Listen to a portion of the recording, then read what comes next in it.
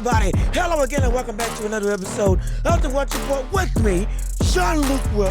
Make some noise, clap it up, get excited wherever you are. Yes, sir. Yes, man. Yes, boy or girl, whoever's watching. This is a family-friendly show that everybody can enjoy. We're back again with another episode of the What Report. Like I just said, also happy to be with you all today. We got so much to cover in the NBA. Yes, the National Basketball Association is a buzz with the performance of Luka Doncic. We're going to cover that. And also the, lack of worrying that Ja Morant is having amongst the entire Western Conference, or rather against the entire Western Conference, and whether or not that is justified, or if the brother should be a little more concerned than he's letting on right now to the public eye. And we'll get into all of that in this show. So please, if you're already watching, leave a like on the video, comment your thoughts and opinions, subscribe to the channel if you're on YouTube, and share the video with everybody that you know. Let's build up this empire together so I can get some ad revenue for you, the viewer, so I can make this show bigger and better for you to enjoy. Yes, I love doing this, but I need some support. And I do need funding.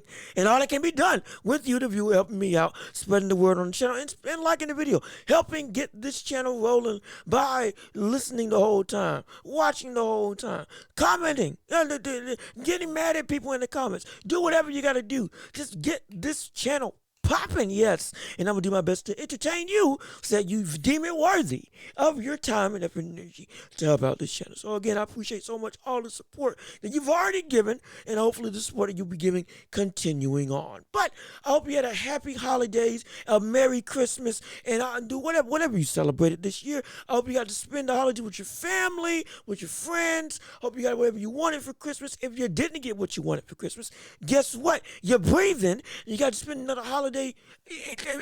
Just point blank period. You got to spend another holiday living. That in and of itself is its own gift, so you better be happy for that, because it could have went another way, but you're still here. And so because of that, we always say, always be merry, always be happy, and always enjoy the holidays, no matter what the situation is, because again, you could not spend it at all with anything, because you could be dead and you don't want that. So be thankful, as I am. And as I'm thankful for you listening to the show. But nicety aside, all that holiday whimsy and cheer and all that stuff out the way, we got to talk about Luka Doncic. My word, you want to talk about an explosion and a show of greatness and a show of dominance by one single player. Luka Doncic played against the Knicks and beat them in overtime, winning 126 to 121, and had a 60-point triple-double. More specifically, a 60-point, 20 rebound, 10 assist triple-double. This brother was on fire this game. This man could not be put out by any semblance of water, of dousing. It didn't matter. You could double team him, triple team him. It did not matter. The man was just getting whatever he wanted at any given point in time in the game. This is one of the greatest performances individually that I've seen out of a player in a number of years. I'm serious. I am serious. The absolute starstruckedness that I was having seeing this man put the ball on the floor this game against the Knicks, it blew my mind.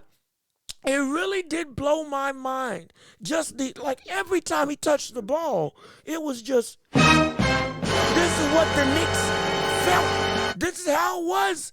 The Knicks just felt sheer terror. And just like, oh my goodness. Because the man just continued making play after play after play after play. It was incredible. And the best thing about this performance is not just that it's a 60-point, 20 rebound, 10 assist triple-double, something that we've never seen before in NBA history. Never been done before in NBA history. But it's the fact that it was the most telling display of Luka Doncic's pulse on the game. We talk about it, and we talk about Luka as a player all the time. We just had an episode about him, about how he can be the potential next LeBron in the worst way possible, because the Mavericks could potentially waste his years in Dallas by not surrounding him with the requisite talent needed to actively win. We know that's the risk with Luka. But right now, Luka's the next LeBron in many people's eyes because of the fact that the touch that he has on the game and the ability to consistently have an effect at any given point and at such a consistent level. And with LeBron, it was physicality that was just, oh my gosh, game changing. With Luka, it's not necessarily physicality, even though he is underratedly strong and underratedly athletic. But it's the fact that it is the amount of poise that this man has at his disposal, in his arsenal, is something that we rarely see out of a player this young. This is what, his 5th year in the league.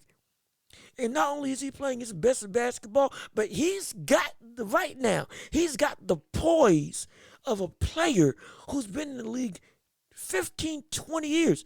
That veteran mentality that normally we don't see people have until year like 8, 9, or maybe year 7 and up, once they really hit their stride and mature as a player.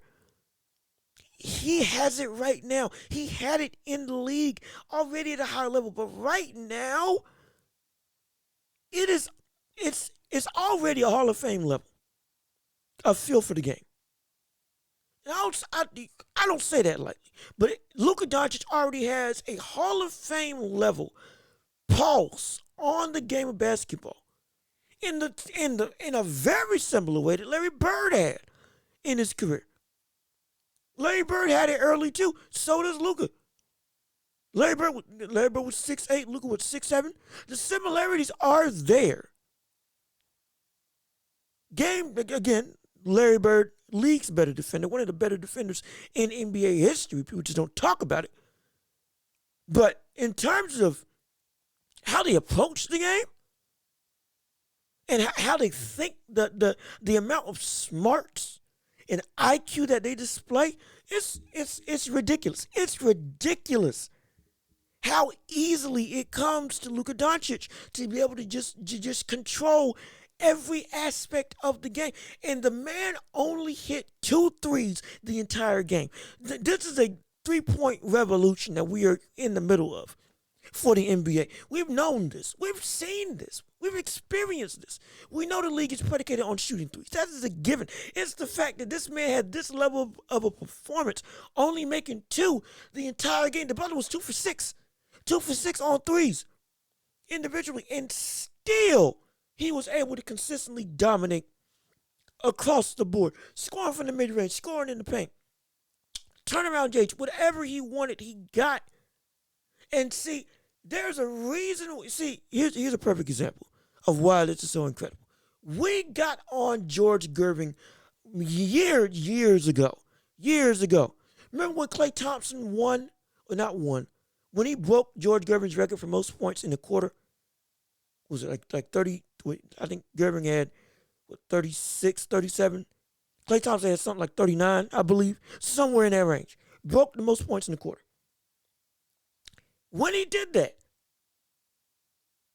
they interviewed George Gervin. He was like, Klay Thompson did it, phenomenal performance, but he did it scoring mostly threes. I did it scoring nothing but 2s. And you infer that what you will, but what I'll say on that is he was essentially saying that, or no, not even infer, take that back, because he outright said that when I did it, it was harder. And so the record's still mine. Because when I was playing, I was doing this, scoring nothing but 2s out the paint, mid-range, turnaround, the iconic layup that only George Gervin could do. All of that, that's how I was scoring. Klay was just shooting threes the entire time. So he had an easier time. That's what George Gervin said. And we jumped on him, and rightfully so, because regardless of how we did it, that was an incredible performance. Both ways of scoring are in and of itself difficult, and both ways are admirable. Absolutely. There's no need to tear down the player just because he did it in a fashion that you may deem as easier, or not as much credit should be given to that level or that achievement because of the way that you achieved it. I can understand in certain aspects where that can be an argument, but in that aspect, no. Being a marksman in NBA is hard. Incredibly difficult. Incredibly difficult. Let alone scoring the majority of your points in a dominant 30-point performance, only scoring from three. That is hard. That is difficult. Different ways to get to the same goal doesn't negate which one or rather doesn't dictate which one is better or worse. Or it shouldn't. Each one has its own special place that you should admire. George Gervin, you admired it from how we did it. Absolutely. Clay, you admired it for how we did it. And with and with Luka, talking about the Warriors, so sorry with their up and down season. I'm so sorry I had them on the mind. But talking about Luka and his ability to play and this performance, it's incredible because of the fact, again, that he did it in a way that we don't see it done often in today's game. It's just the truth. Again, this is not nitpicking whether or not it's better or worse than other performances because of, we didn't take threes, or if it was the flip side, or, because he took too many threes. No, I'm not doing that at all. But the amount of ways that he scored is something to marvel at, especially in this day and time in the league, because it's not common to see somebody do that well scoring-wise, and it's not with an abundance of threes. It's something that you don't see every day. But for somebody to admittedly have a bad performance shooting three and still be able to get his from every which way on the floor, going 21 for 31, getting to the line 22 times and making 16 of them, on top of having 21 rebounds and 10 assists, which again, in and of itself, is something that we don't see. That's what makes this incredible. And that's what justifiably should give this the credence of this is one of the best performances I've ever seen out of a player. Because that's the truth. That is the truth. This is one of the greatest performances individually that I've seen out of a player. It was immaculate. And he only had 3 turnovers. The amount of nitpicking that you can do on this man's performance is so minuscule. Might as well be non-existent. The brother did everything that you needed for this team, on top of having 2 steals and a block. And I've been saying he's not a great defensive player. He did everything. It's there. It's there. Everything that you want out of a performer is there. Single-handedly drugged this team into overtime and winning inevitably against the New York Knicks. That's greatness. This man is a Hall of Famer in the making. Absolutely. Wherever you have him on the MVP race, it better not be lower than 3. And I said he was 3rd. This might have moved him up to 2nd just because of how individually incredible he's been all year long. All year long. It's stupid. That's what it is. It's stupid in the best way possible. It's video game-esque levels of production. We say that about Steph. We've said it about LeBron. We've said it about numerous players who've had an incredible season. But this specific game, you see something like that on 2K, playing on rookie mode. It's absolutely mind-boggling how easily the game comes to this brother at such a young age. Again, he is today's version of Larry Bird. It's utterly insane. It's utterly insane. He's today's version of Larry Bird because of the all-around offensive production, not just scoring the ball, the all-around offensive production that he brings to the table. He ain't no shooter like Larry Bird, but in terms of the IQ that he has, the ability to affect the game, the poise, the patience, the willingness to take contact and still be able to finish, the ability to use his gravity to lead other players to score, all of that, as well as being a great rebounder. A good to great on most nights. On this night, phenomenal rebounder. He was everywhere, like Larry Bird. It's rare that we see. I wish I had grown up to watch Larry Bird play, but since I didn't, this is going to be the closest thing to it. This right here is going to be the closest brother to it. Right now, he's going to be the closest brother that we have to how great of a player Larry Bird was. Larry Bird was better. Don't get it twisted. Not only was he a better shooter and doing everything that Luka did, absolutely, but also defensively he was a monster. A monster on the defensive end. That's not taken away from Luka. That's just saying the reality of the situation. The fact that I'm mentioning Luka as so close to Larry in terms of IQ, feel of the game, poise, gravity, big time shot making, timely shot making, being at the right place at the right time, sacrificing his body, always dishing it in unexpected ways, the creativity, the freedom, the closest thing that we're going to get to Larry Bird. The closest thing. And it's the fact that this is his 5th year in the NBA. The brother is again, having his best season, MVP caliber season in his 5th season. And he can only get better. He already has a Hall of Fame level pulse and feel for the game. Coming from an MVP winner in the EuroLeague and a championship winner in the EuroLeague. Coming to this league, and then it's even easier. Like I said in the last episode, his words, not mine. It's easier to play in this NBA. At least it's easier to score. And he's putting up this level of production. You marvel at it. That's all you can do is marvel. All you can do is marvel.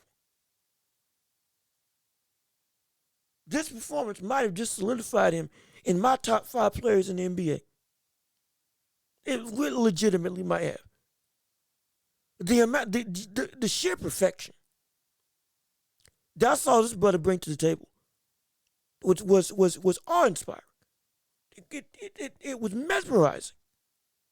It was enchanted. Whatever other adjective you could think of. We haven't seen this type of stat line since Wilt Chamberlain. In terms of just doing everything. A 60, 20, 10 triple-double. Again, it's never been done before in NBA history, those specific numbers. But that similar of a stat line, we ain't seen since Wilt, since Bill, since the early 60s, 50s. That all-around level of dominance. We've seen Kobe score 81. We've seen Devin Booker score 70.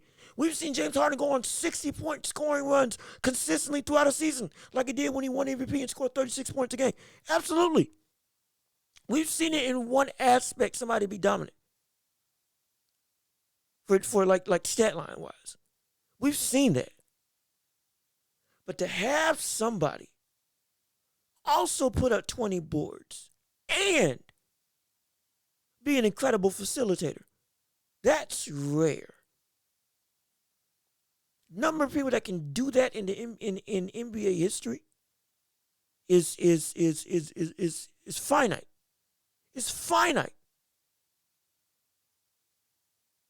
Because normally when somebody locks in, they lock in on one aspect. If they're hot from scoring. If they're hot scoring, guess what? They're gonna keep on scoring. And that's it. That was what they did. Again, Devin Booker. What did he do? It was when he had a 70-point performance, he sure enough didn't pass much. Maybe got 4 to 6 rebounds, but 70 points. I'm not taking away from the performance, but I'm saying it was more so lopsided in terms of the overall production. Still phenomenal performance. But normally these types of great performances are one-sided in its nature. James Harden, again, when the brother was going insane, it was 45 points, 10 assists, and hey, 10 boards too. Or 8 boards, whatever. But to get 20 rebounds and 10 assists, as well as scoring 60. See, that's something special in and of itself. That's different. That's different. It's like with Russell Westbrook's 20-20-20 game. 20 points, 20 assists, and 20 rebounds. Like, the reason why that was so spectacular is because of the fact that the amount of stuff that was at such a high level was so uncommon for one game. We know he could do that when he was at his best, Russell Westbrook. But to do it all at that high of a level in one game was utterly ridiculous. Was absolutely insane. It was mesmerizing. Nobody had completely taken over a game like he did. Nobody had taken over a game like Luka had. At least in this type of fashion. Not many people, let me rephrase that, not many people have taken over a game like we just saw Luka took over a game against Dallas. And that's not hyperbole. That's not me trying to bloviate the situation. That's not me trying to exaggerate how great this game was. No. This truly was one of those games, when you look back on it, it is one of the greatest individual performances that we've ever seen. Because it was such an all-around level. Such an all-around level. Like, it's legitimately boggles my mind. I didn't think I would see something like that in the modern day. I did not. I knew players were capable of it, but I didn't think I would actually see it.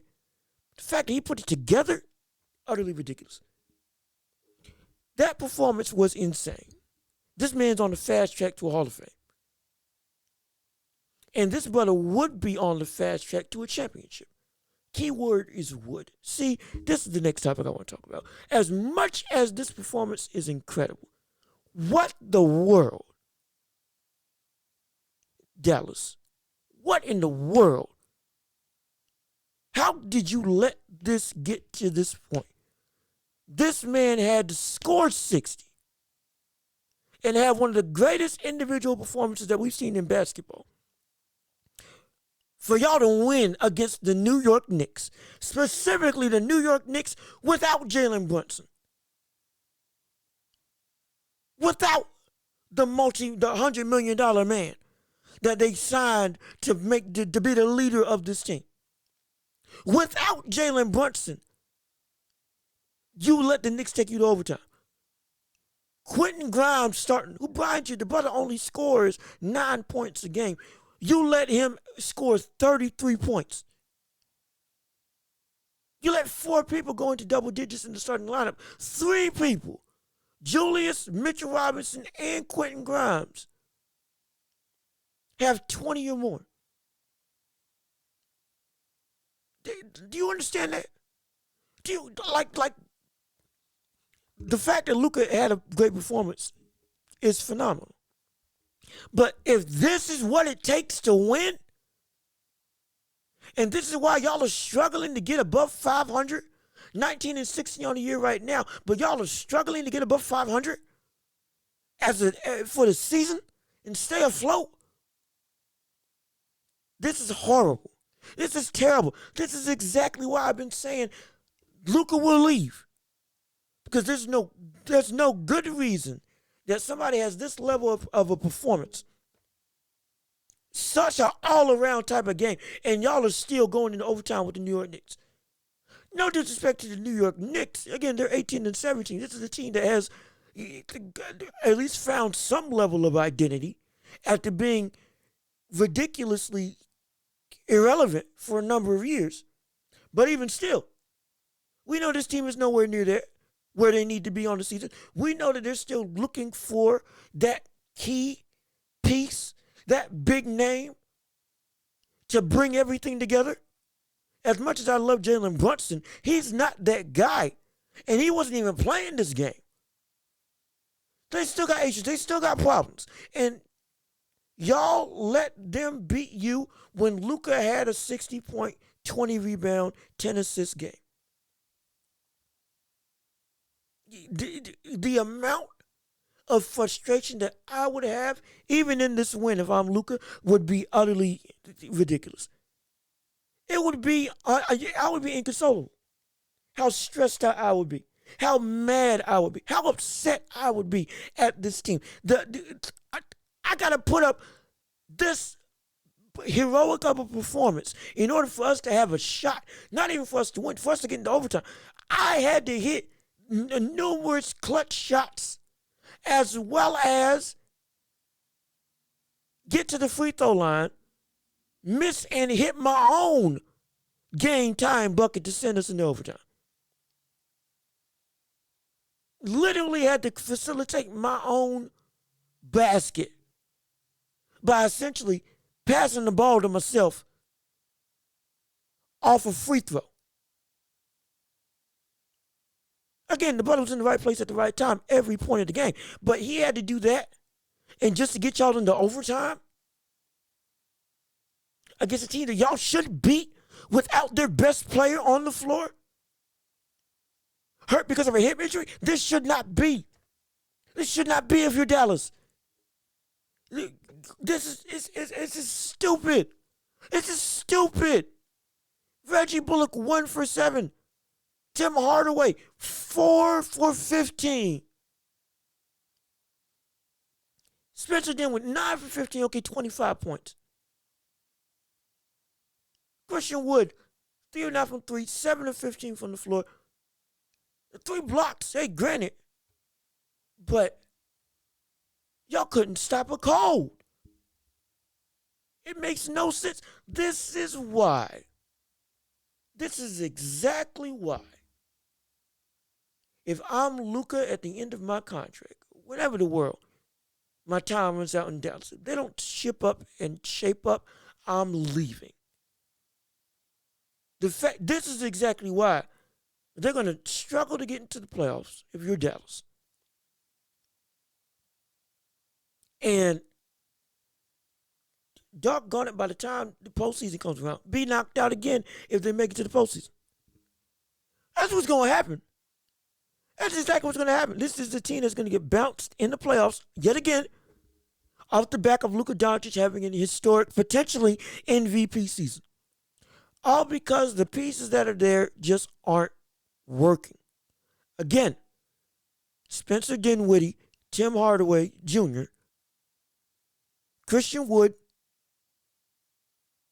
Reggie Bullock, Kemba Walker, JaVale McGee. I'll go down the list. On paper, like I said in the last episode, this team looks like it should be poised to be something. Yet consistently, whenever they go and perform, it's never up to the caliber that they need to be. In fact, it's under the caliber that they should be, even for the individual players. Because individually, the players have talent, but collectively, this just is not the team that you need to succeed. It's not. Defensively, you see it. If they can just get some stops, you wouldn't have to worry about going in overtime. You wouldn't have to worry. You wouldn't have to be on the back of Luka every single night. Him having to carry this team. And I get it. He can do it, and he has the ability to do it, and he should be the best player on the team. No doubt about it. But we know we're not stupid. You can't have somebody performing at this caliber and expect, oh, yeah, we can just ride this ship and go to a championship when he's the only person that has to essentially double his workload and has to have heroic performances every single night when nobody else is performing and producing on both sides of the floor. That's the truth. You can't win with this type of basketball. A one man running the show is not going to make this team succeed. Luka's got to get some help, because if he does not, we're going to look at another exit, and we're going to look at more questions on, well, what are the Mavericks going to do? What are the Mavericks going to do? And inevitably, it's going to fall into knowing how the NBA world and NBA circle and media goes into play. Well, can Luka actually do it? Can he actually bring his team up? Is he inevitably going to falter, or is this going to be the year that he changes? Is his impact actually what we have been talking about it is all these number of years? Yes, inevitably how it always circles back when it comes to NBA diatribes and debates and talks and speculation. Inevitably it goes from, well, when would a player get some help, to, well, now it's on the player. Your butt just can't produce. You're putting up empty stats or empty numbers. You don't actually affect the game. That's what the conversation inevitably boils down to. And maybe it's because it's a bunch of casuals that watch the NBA. Absolutely. Maybe that is the case. But the point still stands. That's what gets pushed whenever a player doesn't succeed like they're supposed to. After an elongated period of time, it goes from, can the player get some help, to, well, Luka, what's going on, brother? You keep getting here, but you keep getting stagnated. I don't want the conversation to get there, because the fact that it's not Luka's fault is going to get lost in the shuffle of loud, casual fans, or loud, just ignorant fans. You can be hardcore and ignorant at the same time. It ain't uncommon. It ain't uncommon at all. I know a fair too many amount of people. I've talked to a fair too many amount of people that both love the NBA and are stupid when talking about it. Absolutely. Don't let how much somebody is steeped in the league sway you from how knowledgeable they actually are. Nah, you can be stupid and ignorant, and you can watch the league since Dr. James Naismith started the NBA. You can absolutely be at that. We see too many podcasts now that do the exact same thing. Hardcore fans that do say a bunch of nothing. Hopefully that's not this channel. Again, I'm not throwing shade. I'm just speaking the truth of what the landscape of NBA media has turned into. At least in my delving through it. I don't want that to be what's on Luka. I don't want it to be changed to where Luka just could never perform. Luka was a great player. He was stagnated. He's going to be relegated to this level of greatness instead of the upper level of greatness that he should be vaunted as, just because of his lack of success when it isn't even his fault.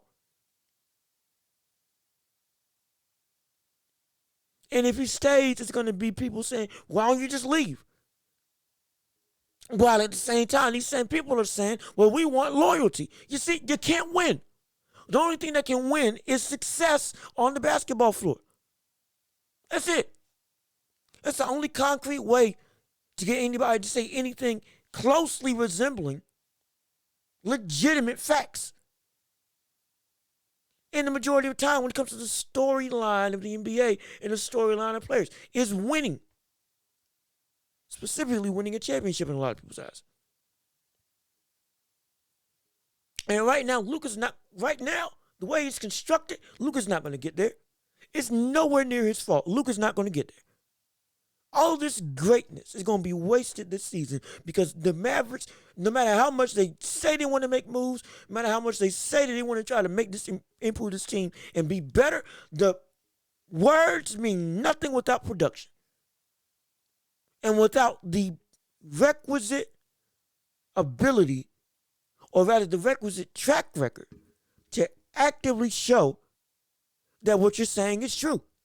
That's what it's going to take. And right now, while Luka's been there, he hasn't shown, Luka's shown what he can do, no doubt about it. The organization has not shown that they can actively surround him with the necessary pieces. Again, you need a number two.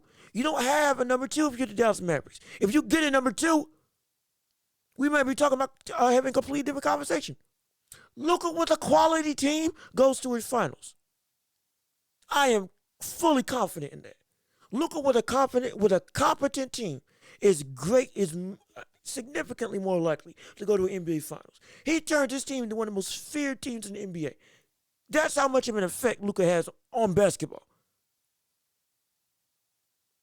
And if he gets a competent team, brother, the West better watch out. But right now, then he ain't there yet. Because his team isn't there yet. Not because of him, because of his team. This man has got to have help. Because he's having too good of a year. And his future is too bright for y'all to stay this stagnant as an organization and not picking up or wooing the requisite free agents or making the necessary trades while your players still have trade value to make sure you surround Luka with the requisite players that he needs to succeed. Specifically on the defense, my word. Get some people that can get some stops. Or get you a phenomenal offensive squad. Or even better, get a combination of both. Right now, Tim Hardaway, offensively centric. Christian Wood, offensively centric. Excuse me. Tim Hardaway Jr., offensively centric. Christian Woods, offensively centric. Reggie Bullock, offensively centric. Spencer Dinwiddie, offensively centric. There is no left. JaVale McGee's the only defensive-minded player. He's a good defensive player, but he's the only defensive-minded player that I can see on this team. Dorian Finney-Smith, maybe. He's got the size and strength to be able to actually defend. But again, outside of that, this isn't a great defensive team. And offensively, this isn't a great offensive team either. Even with the the offensive talent that you have on the floor. When Luka's not there, they fall apart. Offensively and defensively. But they always fall apart defensively. Offensively, if Luka isn't there, they fall apart. They do. It's a consistent thing. This team needs help. Luka, needs help. Something's got to change, because if it doesn't, we're going to look at a brother leaving quick and in a hurry. I guarantee you. He ain't going to stay in mediocrity long. He will leave. Absolutely, he will leave. No doubt about it, he will leave. At least from my vantage point, he'll leave. He should leave. I don't want to see greatness at this level, squandered. I don't want to see another Dame. Great season after great season after great season just washed away because he ain't got no help at all. And now we're begging him to leave. Even praying that he leaves. For anybody. Just out of Portland. But he won't, because he's loyal. This is the one instance where I'm going to say, Luka, don't be loyal. Don't be loyal. Use your name, use your player star power, and throw your weight around to get this organization to do what it needs to do. Because right now, it's looking like a downward trend. Again, I don't even think this is an organization that wants to follow in the same footsteps as Cleveland, like I said in the last episode. But this is an organization that is slowly but surely following in the same footsteps of the Cleveland Cavaliers with LeBron. They are. Generational talent who has all the makings to make your team legitimately great. He just needs the requisite pieces and a competent lineup that can consistently produce with him on and off the floor, not allowing a major drop-off when he's off the floor. Having some level of an identity when he's off the floor. At least having great effort on the defensive end when he's off the floor. At least able to keep the game closer and not give up leads or let leads grow for the opposing team when he's off the floor. and surround him with a team that he can truly go to war with and succeed with, that's all you have to do. But y'all ain't doing it. Regardless of whether it's your intention or not, you're not doing it. And it's not their intention. Dallas and Mark Cuban and their general management, I know that they don't want that to happen. I know they've seen the fallout of Cleveland. I know that. They don't want that to happen again. But it's happening again. Whether they like it or not, it's happening again. And Lord knows if it happens again, we see a repeat of LeBron in Dallas. He gone. He'll be gone. One of the greatest what ifs in NBA history will be, what if Dallas gave him help? That's what it's going to be. If they don't straighten up and fix their mess. So that's what it boils down to. Straighten up and fix and do what you need to do.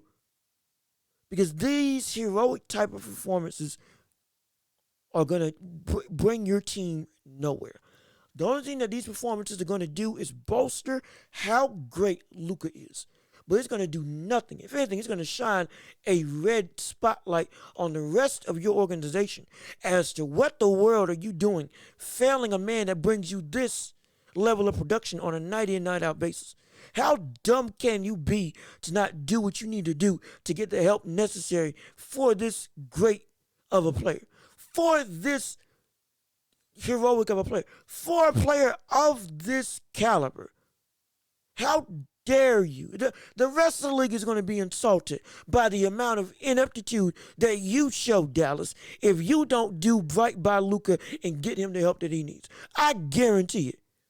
You will be one of the biggest laughing stocks of the modern NBA, because we're going to look at you and say, how did you let this slip through your fingers?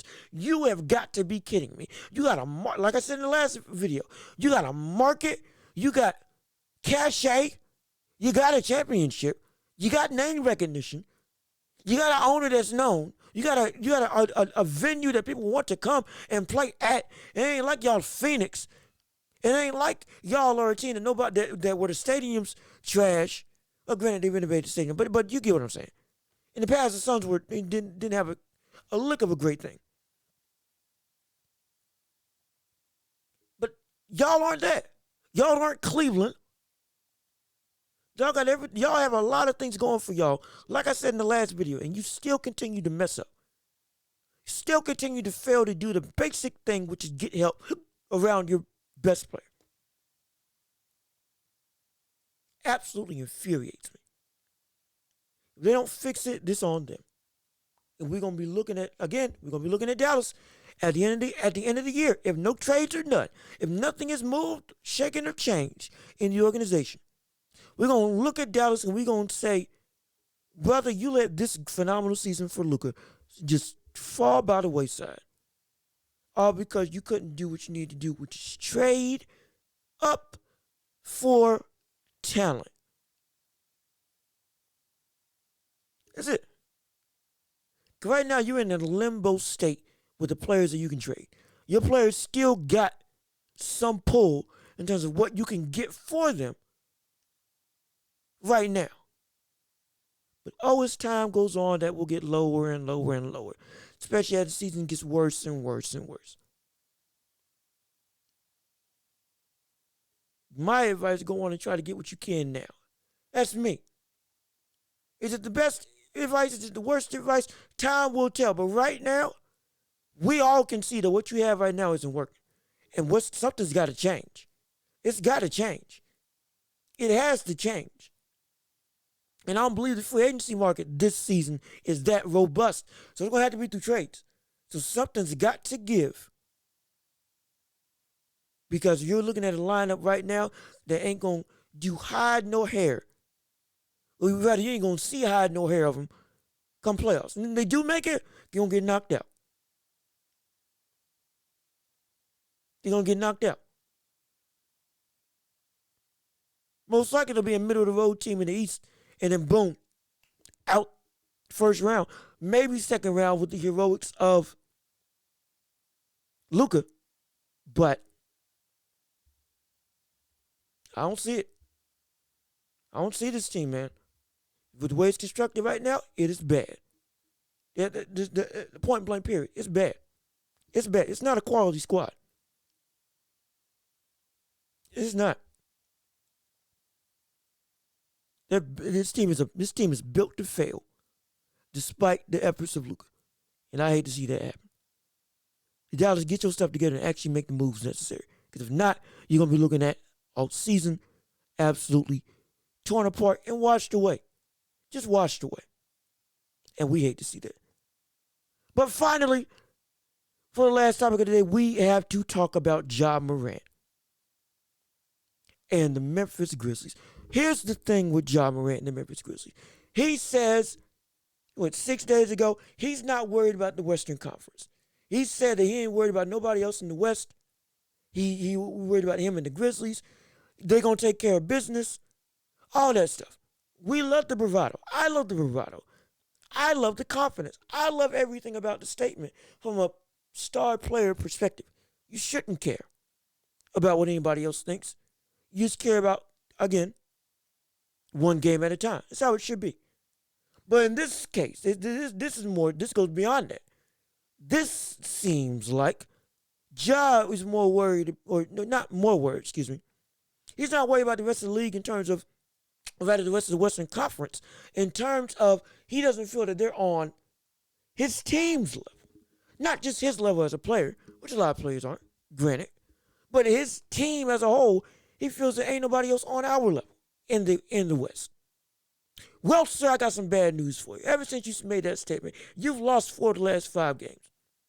And who have you lost to? Phoenix, Denver, and the Suns. You split a game over the Suns. And the Thunder. 4 of the last 5 to the Phoenix Suns, Denver Nuggets. Okay, OKC Thunder. By the way, you've also lost to the Pelicans. You've also lost to the Celtics. And you've also lost to Brooklyn, who right now is on an incredibly terrifying stretch of basketball where they're playing phenomenal. Nobody in the media is talking about them right now, but this team has been playing absolutely out of their mind. Brooklyn. Kyrie's there, playing great. KD's there, playing great. Ben Simmons playing better and better every single game. And they're winning. They're winning consistently. They're having stretches of wins. Streaks of wins, dare I say. As shocking as it sounds from what this team started out as. So if I'm reading this correctly, and if my knowledge is correct, y'all have lost to every major contending team in the NBA. Pelicans, Celtics, Brooklyn, right now, yes, they're a contending team. Right now, with the way that they're looking. Phoenix, Denver, Thunder, not really, but with Shai Gilgeous-Alexander playing at an all-star caliber level and an MVP caliber level. Top 5, absolutely. Y'all have lost to the majority of contending teams in the league. You should be worried about the rest, not just the Western Conference, but every other contending team in the NBA. Granted, y'all beat the Bucks. Whoopee.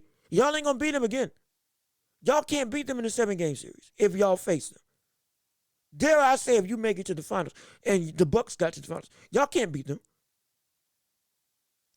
Y'all can't beat them. Y'all can't beat this. Y'all can't beat them at all. And right now, it's a legitimate concern that you should have, because Jaren Jackson has been hurt. Jaren Jackson's come back. Jaren Jackson's played phenomenal. As a defensive anchor, played great. Played great. And you're still losing against these teams. Has played ridiculously well. Again, averaging 3 blocks a game. One of the best rim protectors in the league. You got Desmond Bain. You got Dylan Brooks. You got a young, athletic core starting 5 and squad. You got Steven Adams. You got, as I'm reading off the names, everybody sounds like, yeah, y'all got the pieces, but y'all ain't performing like y'all is something. Because let's face it, for the reality of this team, This team is not a championship contending team. This is a regular season team. Right now, they're third in the West, right below, the Pelicans and Denver. And this team is great for the regular season. But you should be worried, Ja Morant, because you all don't have a number two. Just like with Dallas. Y'all don't have a number two. Only difference is Dallas has Luka. And Luka is the league's, no disrespect to Ja at all, but Luka is league's better than Ja Morant. Yes, he is. Luka's league's better than Ja Morant. Luka can take his team to the Western Conference Finals by himself. Ja, you can't do that. You need a number two. Your team needs a number two. Because as it stands right now, you all have been having a stretch of basketball where when you face the best, you failed. It's the reality. If y'all face the Celtics again this season, y'all gonna lose. You face New Orleans again. If y'all face New Orleans again, y'all gonna lose. You face Denver, y'all gonna lose. Right now, y'all gonna lose just about every contending team in the NBA. Just about.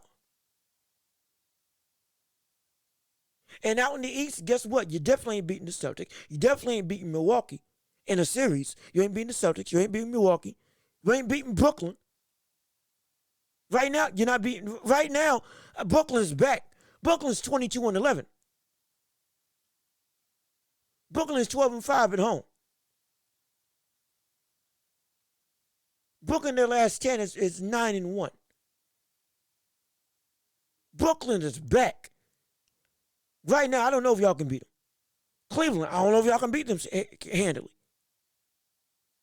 Philly, maybe, and I say maybe incredibly hesitant. Actually, no, I'll take that back. No, I don't think y'all can beat Brooklyn. No, I mean, y'all can beat Philly.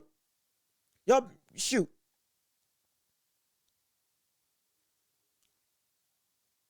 It is incredibly hard for me to say that y'all are a contending team when I just went through the top 5 teams in the Eastern Conference. And the 2 teams ahead of you in terms of Denver and New Orleans. And I'd say y'all, I don't think y'all can beat them in a series. Because much respect as I have for Desmond Bain, as much respect I have for Stephen Adams, as much respect I have for Ja Morant, who is also having an MVP caliber season. As much respect as I have for this team, and as entertaining as this team is, and as high as they are in the West, sure, absolutely. This team is not built to win a championship. And this team is not built to go exceptionally far in the playoffs. Because y'all don't have anybody else outside of Ja Morant that can carry y'all where you all need to go. You don't. You just don't. Desmond Bain is not that person. And he's missed a good chunk of this. He's only played 15 games this year. Jaren Jackson just came back and playing 17 games this year. Granted, again, Jaren Jackson's playing phenomenal. I'm not harping on him at all. He's doing what he needs to do. Everybody else, though, and looking down this roster, the rest of y'all don't got it. Y'all don't got it. You should be worried. As much grit as Memphis epitomizes, grit can only take you so far. At one point in time, you're going to run into a team that's got grit and talent, like the Boston Celtics, like the New Orleans Pelicans, like the Denver Nuggets. And like the first 5 teams in the East. It's incredibly difficult for me to sit here and say that you shouldn't be worried when I'm looking at y'all right now, and y'all have had trouble against every single legitimate contender. And mind you, you lost to Brooklyn, whatever the circumstances were when that game was happening earlier in the season. This was when Brooklyn was having an incredibly horrible time. And now they're back to where they need to be. seemingly resurrected from the dead. Hard for me to say that y'all got a shot at beating them. There's not a team that I can see and say confidently, oh yeah, y'all got it. Or yeah, it's going to be close. Or excuse me, at most I can say it's going to be close. In fact, the best I can say about the Memphis Grizzlies this season, when they get to the postseason, when they face against top contending teams, they'll make it competitive.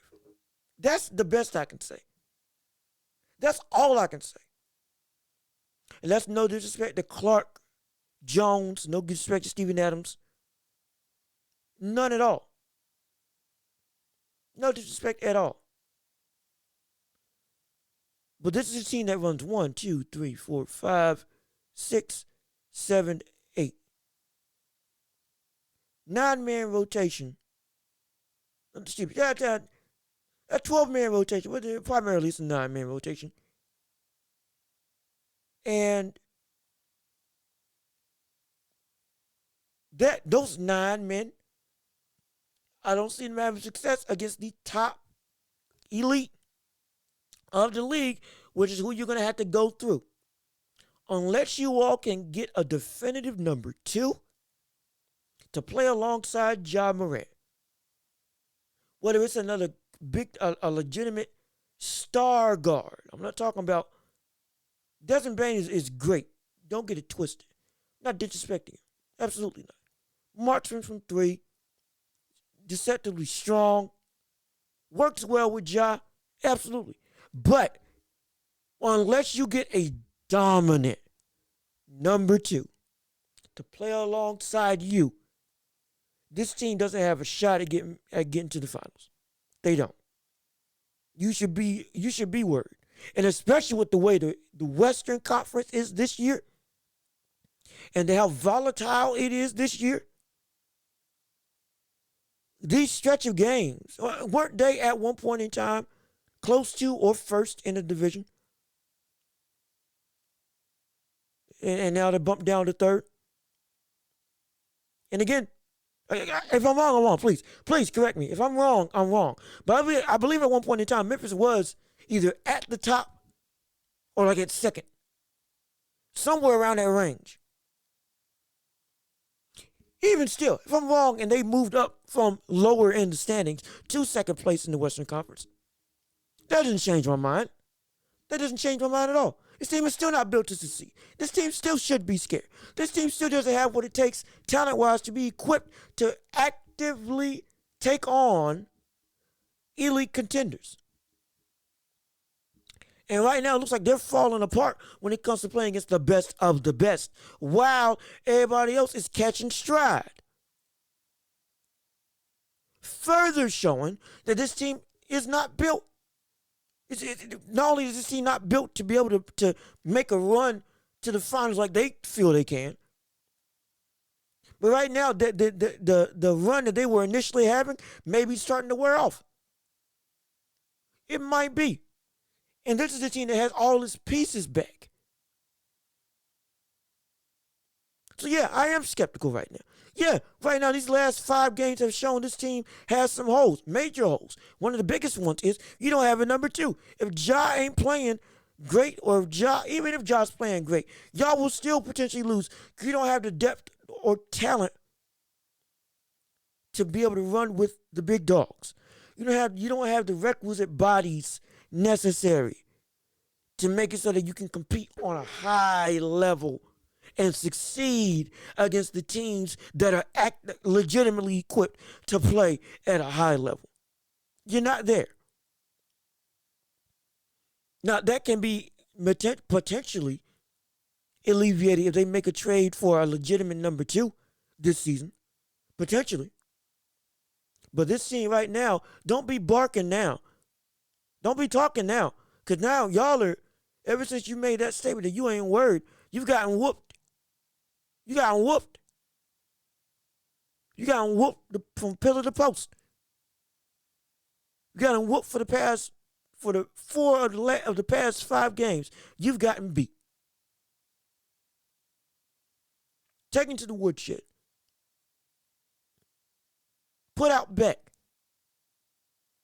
You've been sat down in the corner ever since y'all started talking, or specifically ever since Josh started talking. So you better pipe down and look inward and get your stuff together. Because right now, Memphis, you ain't looking like a team that's ready to contend. You looking like a team that's a facade. You're looking like a team that is a facade of a contender. You look like a team that is legitimately built for the regular season, but nothing more. You're just not. Because once playoff comes around, guess what? I don't see him beating New Orleans. I don't see him beating Denver. I don't see him beating the Clippers if they get matched up with them. Shoot, Sacramento might give them a run for their money. And who knows if the Warriors get back on track with their lineup. I don't see them beating the Warriors at their best. Right now, I ain't seen it in a long time, their best. But we know this team can play at their best because they just won a championship with nearly the same lineup except for a couple pieces. So again, it's hard for me to say that I'm confident that you shouldn't be worried, Ja Morant, that you ain't worried about the Western Conference. And right now, you've been dropping against every conference that y'all been playing against, West or otherwise. It's concerning. It is concerning. Y'all got to get your stuff together, because if not, you're going to be looking at a team that's going to be all that talk, all that yap that they were doing fall on deaf ears. Because now we don't want to listen to it anymore, because now we see the reality of the situation. And the reality of this team right now is that when it comes to, once you hit that threshold of, again, a Celtics, a Pelicans, a Denver, later down the line, a Milwaukee, potentially a Brooklyn if they keep on playing the way they've been playing, and that elite, y'all are hitting the glass ceiling. Y'all, you reached your zenith. You're at the pinnacle of where you can be. Nothing more. Because you don't got the requisite bodies. Because you don't, mainly, even despite all of that, even in spite of all that, y'all have great chemistry, which is phenomenal. But chemistry can only take you but so far. At some point in time, you've got to have a number two to help carry the load. And you don't have that. Jaren Jackson's not it. Steven Adams isn't it. Desmond Bane is not it. As good as he's been playing, he's not it. You even got Kenny Lofton Jr. I believe he's in the G League right now. You can't even use one of the best prospects right now. Right now, you should be worried. You should be afraid. You should be fearful. Because you're not built like you think you're built. You're talking big, but you're about to get set down. And it looks like you've already been set down over these last 5 games. Again, nothing's in stone, nothing's concrete, but right now, if this keeps on going, and you keep on losing when the pressure gets hot because you're playing against legitimate talent, you're playing against contending teams, because you're playing against actual championship caliber players with chemistry, you're gonna find out your place real quick. Keep having that confidence for yourself, absolutely. And I get it. You don't want to be bad on a team. Sure. Totally understandable. Doesn't change the fact that y'all are still not where you need to be to be able to back up that level of talk come when crunch time comes around. And right now, it's already seemed like that you're standing on shaky ground. Because what you're saying and what you're showing, they ain't adding up. We're going to see what happens as the season goes on. But This has been another episode of the Welch Report. Thank you so much for listening. Thank you so much for watching. Again, remember, we're on Google Podcasts, Apple Podcasts, Spotify, and every major podcasting platform. So you can listen to this episode again, and again, and again, and again. However many times you want to do it. Just to, again, have surround sound. But again, thank you so much for listening. Please, again, leave a like on the video, comment thoughts and opinions. Subscribe to the channel, share the channel with everybody that you know. I've been John Luke Welch. You've been beautiful. You've been beautiful. This has been the Welch Report. And I'll catch you all in the next episode. Peace and love. We out of here.